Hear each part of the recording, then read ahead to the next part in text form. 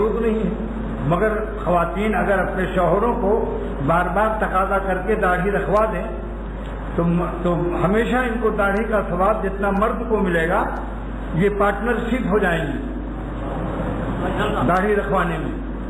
اور ان کو مفت میں ثواب ملتا رہے گا، کیونکہ ناشتہ ان کے ہاتھ میں ہے، ان کی دعوت اللہ اور ان کی نصیحت بہت زوردار ہوتی ہے، ورنہ دوپٹہ اوڑھ کے لیٹ جائے منہ بنا کر کہ میاں ہماری طبیعت ٹھیک نہیں ہے،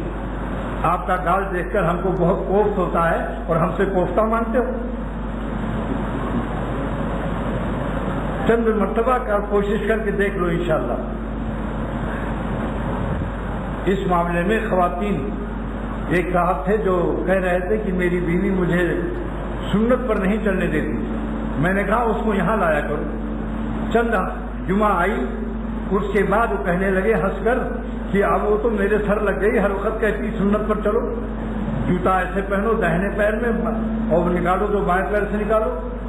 کرتا پہنو تو داہنے ہاتھ ڈالو بائیں ہاتھ سے نکالو، موزہ پہنو تو داہنے پیر میں ڈالو، موزہ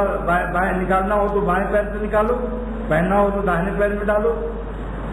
اور کہتی ہے میاں تمہارا گال ہم کو اچھا نہیں لگتا، لا فرق بینی و بینکا، مجھ میں اور تجھ میں پھر کیا فرق رہے گا؟ مطلب خواتین کو اگر آپ لوگ دیندار بنا لیں تو آپ کو دین پر چلنا آسان ہو جائے گا، پھر بغیر داڑھی ناشتہ نہیں پاؤ گے،